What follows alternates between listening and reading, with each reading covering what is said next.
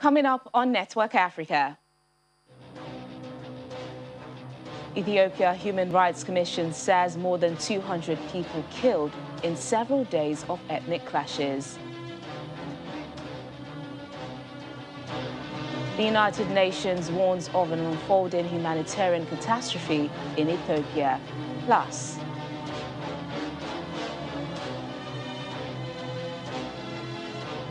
Algeria to cut gas supplies to Morocco as a diplomatic dispute grows.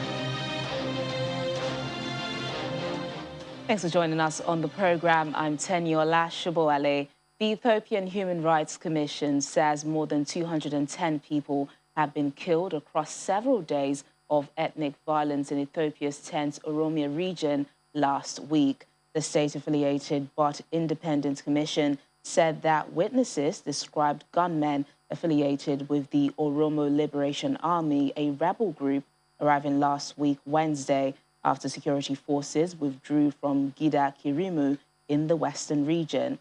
The attack forced women and children to flee to neighboring areas and sparked a wave of revenge killings. However, the government-appointed body did not state who was responsible for the acts of revenge. In the meantime, UN Secretary-General Antonio Guterres is warning that the conflict in Ethiopia has spread beyond the Tigray region and a humanitarian catastrophe is unfolding. He was speaking to the UN Security 15-member Council, calling on all parties to immediately end hostilities without preconditions and seize that opportunity to negotiate a lasting ceasefire. Mr. Guterres adds that more than 2 million people have been displaced from their homes and millions more are in immediate need of life-saving humanitarian assistance, including food, water, shelter, and healthcare. Military confrontation, which started some 10 months ago in the northern region of Tigray, is spreading. And the level of human suffering is growing, with serious political, economic, and humanitarian implications for Ethiopia and the broader region. All parties must recognize a simple truth. There is no military solution. The price of this war is mounting by the day. A humanitarian catastrophe is unfolding before our eyes. More than 2 million people have been displaced from their homes, and 1 million more are in immediate need of life-saving humanitarian assistance, including food, water, shelter, and health care. At least 400,000 people are living in famine-like conditions. I'm also deeply concerned by reports of horrific sexual and gender-based violence from survivors, including women and children. I condemn these atrocity acts in the strongest possible terms. This is compounded by other serious allegations of human rights violations and abuses against civilians reportedly perpetrated by all parties to the conflict. There must be accountability. Our goal is peace. Unfortunately, the TPLF is standing between Ethiopia and peace. TPLF is not the victim, it is the culprit. The people of Ethiopia, especially those in Afar, Amhara, and Tigray region, are living under undeserved and insufferable conditions. And our former Nigerian President Olusegun Obasanjo has been appointed as the African Union's envoy to the Horn of Africa. This comes amid political and security crisis in the region, in particular in Ethiopia, where a civil war has been raging in the northern region of Tigray since November. Musa Faki Mohammed, chairperson of the AU Commission, said the former Nigerian leader would intensify engagement with all relevant political actors and stakeholders in the region towards achieving durable peace and stability within the Horn of Africa. Mr. Obasanjo is due to arrive in the region in the coming weeks, and the AU, which is headquartered in Ethiopia's capital, Addis Ababa, has asked all sides to support him. Tension remains high in Tambura in western Equatorial State, with heavy gunfire being heard in and around the town. More than 28,000 people have left their homes, with some 2,000 seeking refuge at the UNMISS temporary operating base. UN peacekeepers are on a road patrol from Tambura to Izo in South Sudan's western equatorial state to assess the security and humanitarian situation following the outbreak of a still ongoing violent conflict in the area. Fighting has forced more than 17,000 people to flee their villages in the Tambura area to seek refuge in the neighboring Izo county. We went to the farm with our parents to pluck groundnuts, and suddenly 3 men came out of the bush. They arrested our parents, but my brothers and I managed to run away and stayed in the bush until night. Then we heard gunshots, and when I came out, I found their bodies on the floor.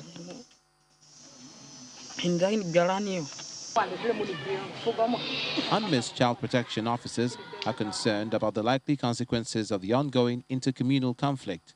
There are a lot of protection concerns. This might, especially for children who are very vulnerable, might lead to so many things. One, it may increase SDVV, especially for the girls, the girl child. It will increase domestic violence. It will increase even criminality. And many more children may be prone to recruitment, because we have been seeing youth, and we don't know most of them. UN peacekeepers have been on the ground patrolling the town and surrounding villages, building confidence and engaging with local authorities, civil society organizations, and religious groups to restore peace in the area. Amidst the tension, a UN high-level delegation, including the UNMISS Force Commander and the UN Acting Humanitarian Coordinator, visited the area to assess the humanitarian situation caused by the conflict. The sad thing about this area is that this is an area where traditionally people have lived in coexistence amongst the different peoples and religions. We are now seeing displacement of around 28,000 people throughout the area. And the displaced people are being assisted by the humanitarian community. They're being protected by UNMISS. But what is particularly sad is that this didn't need to happen. And the thing that the people are asking for most, more than humanitarian assistance, is mediation. They want a political solution to this problem. The UNMISS protection, transition and relief officers are equally worried as they liaise with the humanitarian actors in an effort to bring in much-needed assistance. 17,000 IDPs and the counting that are in Izo, and they need assistance. One of the humanitarian needs that these IDPs need is food. There is no food, and they are staying with the host community, and a lot of pressure have been exerted on the little resources the host has. However, they are appreciative of the hospitality provided by the host. Number two is medicines and the health facilities. The number of health facilities or the capacity is not able to accommodate the host and the IDPs that has gone to Izo. And there is so much pressure on that. UNMISS will use its office, good office, to advocate with the humanitarian partners, especially liaise with the UN OCHA, so that an intervention can be made to save the life of vulnerable children and women. As the dramatic situation develops, UN peacekeepers continue to protect humanitarian workers delivering services to the thousands of displaced persons in the greater Tambura area. Mali's former Prime Minister Boubouye Maïga has been arrested over alleged corruption during the purchase of a presidential plane 7 years ago. Mr. Maïga is said to have been involved in the alleged overpricing of former President Ibrahim Keita's plane. He was a defense minister during the purchase in 2014. The presidential plane was purchased for $40 million, an amount critics said was overpriced. Mr. Maiga was the prime minister between 2017 and 2016 when he resigned amid an upsurge of violence in the country. Ubusise took over until he was deposed alongside President Keita in August 2020. A suspected suicide bomber has been arrested in Uganda for planning to blow up mourners at the funeral of an army commander known as the Lion of Mogadishu. Major General Paul Lokech earned his nickname from the time he headed the African Union Force in Somalia, AMISOM, in the mid-2000s. He's credited with flushing out al-Shabaab militants from the Somali capital, Mogadishu. AMISOM said he would be remembered as a towering icon in the fight against armed militants and that he left behind a legacy that would never be forgotten. The 55-year-old, who was serving as Deputy Inspector General of the police, died of a blood clot at his home on Saturday. To diplomatic relations now, the Tanzanian High Commissioner to Nigeria, Ambassador Benson Alfred Bana, has commended Nigeria's frontline strides in her engagement with her diaspora for nation building. Ambassador Bana stated this when he visited Honorable Abike Dabirerewa, chairman of the Nigerians in Diaspora Commission in Abuja. The Tanzanian envoy said that nothing will dampen the good relationship both countries have enjoyed since 1972, but rather it will grow in leaps and bounds. Receiving the ambassador, Mrs. Dabirerewa urged the Tanzanian government to create an agency that deals strictly with the diaspora. Meeting with your diaspora at the highest level has given our diaspora a sense of belonging and a sense of being part of, even being at home. And then we thank the Parliament, of course, for passing the Diaspora Commission bill into law. So now we now have a Diaspora Commission Act, which led to setting up the commission, of which I became the pioneer chairman of the commission. And the commission. So number two is that I think you also should have an agency that should be able to strictly deal with your diaspora. I think that helps a lot. And you see, it's not about the number, it's about what they're able to do. So what we tell our diaspora is, it doesn't matter where you are, it's about what you can do and what you are doing with your country. This relationship existed since 1972. We cannot dent it. We had common positions with Nigeria in the African liberation struggles, liquidation of apartheid in South Africa. We have never differed in any way with our colleagues in Nigeria. We have never differed on matters of interest. The Nigerian foreign policy interests are very well, they resemble very much the Tanzanian foreign policy agenda.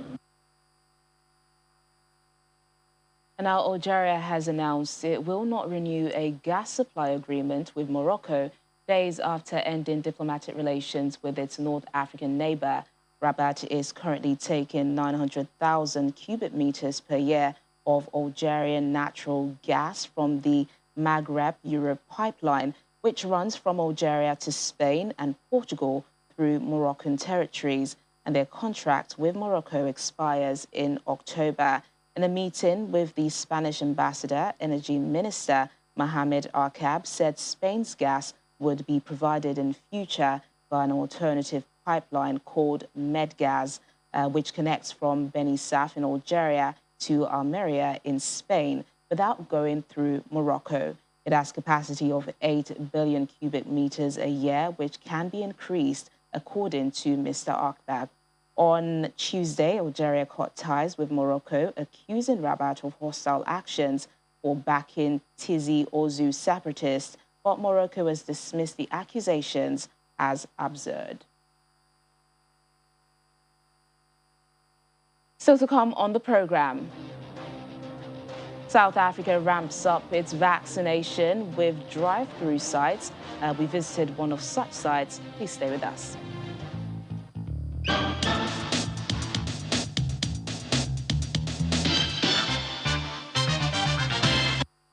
Welcome to our Africa Tech segment. In order to keep up with the pace of innovation in the country, there's been talks about overhauling the 2007 Act of the National Information Technology Development Agency.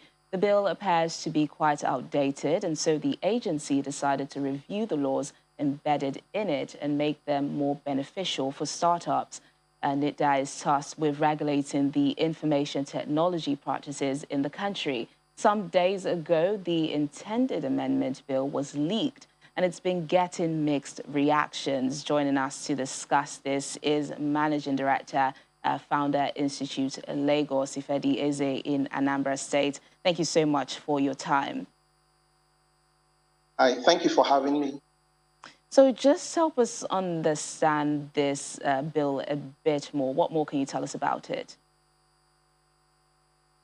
Okay, so, I was shocked, you know, when I read the new act, and I'll tell you why. The reason is because NITDA, that's the National IT Development Agency, since inception has demonstrated their commitment to the growth and development of, you know, the startup ecosystem and the digital economy at large. So it was a little bit surprising to read the contents of the new act, because it looked like it was targeted at asphyxiating the startup community. But then, thinking about it, I want to believe, you know, just like you said, this is more like a leak, which will suggest to me that obviously the document is still a work in progress, right? I would want to assume that somehow the unfinished version of that document got leaked to the public. I mean, that's the only way to explain the content of that bill, to say that you know, it was still in the works. Otherwise, I'm afraid that the document as it is does not in any way stand to benefit the startup ecosystem and the digital economy at large. And it's quite interesting that you say that. Now we have the startup bill that's currently being enacted to create an enabling environment for startups. But how is this amendment different from that? Okay, so the startup bill is more like an advocacy, it's an advocacy document, if you will, because the startup bill focuses on creating an enabling environment for startups, you know, and players in the digital economy to be able to have some growth, right? It addresses issues like setting up a fund, defining what a startup is exactly, what are the kind of tax benefits that you know, startups and players in the tech ecosystem can access. But if you look at the NITDA Act, you know, the leaked NITDA Act, it is more a regulatory document, which in itself is not, you know, shouldn't be much of a challenge, right? Because without regulation, we cannot maintain standards. But why it's a bit worrisome is because it not just only regulates, but it creates the powers to, you know, for NITDA to license players in the tech space. And you will think already that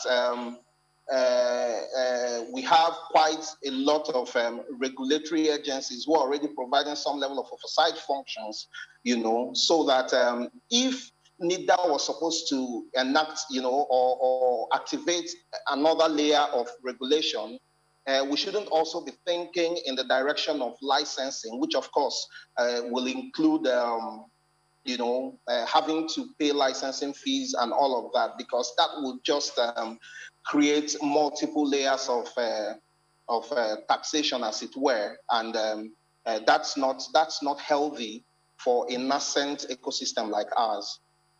Mr. Eze, there are fears, though, that the NITDA bill, if passed into law, could spell hard times for those in the startup scene with the penalties attached. What's your take on this? Yes, I agree, because I mean, if you look at the penalties, you see sanctions ranging from 2 million naira for individuals to 30 million naira for companies. And you know what's funny about this is the fact that, sometimes I feel that, the hype around fundraising, valuations confuse a lot of people, and they feel that there's a lot of money in this space. While there's a lot of potential in this space, no doubt, but I do not think that, the proposed sanctions reflect the reality on ground, because I can already tell you, that 2/3 of the startups that exist in this space, across any vertical, will not be able to afford those kinds of heavy penalties. Where you're talking about 30 million, I mean, in an ecosystem where startups bootstrap, and that some even raise as low as $5,000, which is about 2.5 million, in funding at pre-seed stage. So now, even if we want to regulate, right, I would think that the approach should be a corrective approach and not a punitive approach. So when you begin to propose the kind of sanctions that will become very difficult for players in that space to thrive, then the question will be: Are we looking to help them survive? Or are we looking to kill them even before they have the chance to leave? Yeah, very important question. Managing Director, Founder Institute Lagos, Ifedi Eze, thank you so much for your time on Africa Tech. Thank you, it was nice.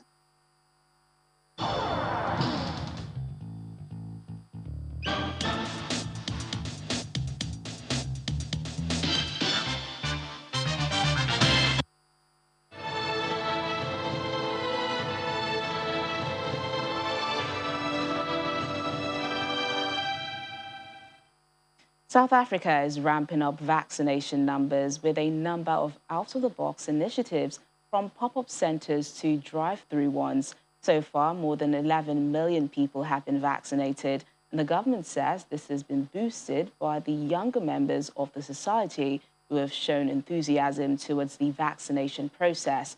We visited one of these centres near Pretoria, where community volunteers are supporting government in the vaccine drive.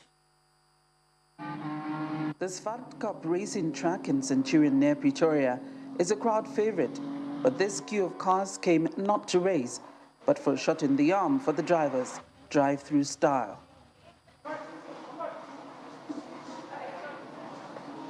It's very simple, to be honest. People shouldn't be afraid.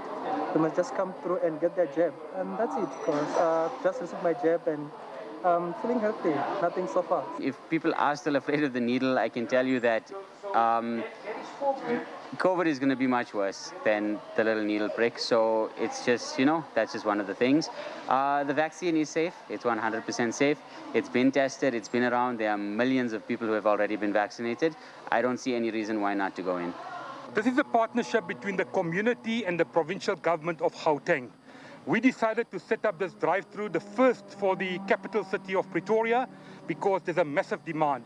We've got long queues every day. People want to get vaccinated. They sit in the luxury of their car. They get the jabs. They got a choice between Pfizer and Johnson & Johnson. The Premier of Gauteng Province, David Makura, came to see what community effort has achieved here with volunteers. This drive-through vaccination center reached the 5,000 milestone this week, and the numbers are increasing, especially since vaccines opened up to 18-year-olds and above. You're taking your first or your second? Okay, fantastic. Premier Makura commended the young vaxxers and sent out a plea to men especially to get in line for a shot. 2 weeks ago, we raised the alarm around men. We have seen improvements in the vaccination of men. In other words, just since Friday, more men are taking the jab. And really, that's something that we really want to commend men for. And it's the millennials, the young men are leading in that regard.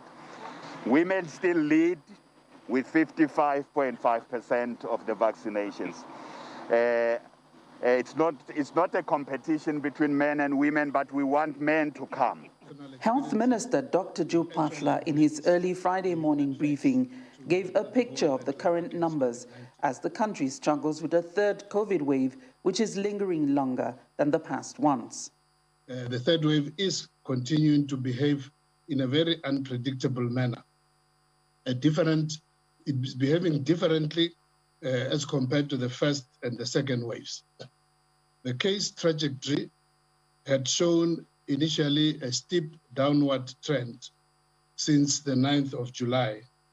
However, since the 13th of August, cases started to trend upwards again after it had started to on a downward steep. For now, South Africa has vaccinated over 11 million people.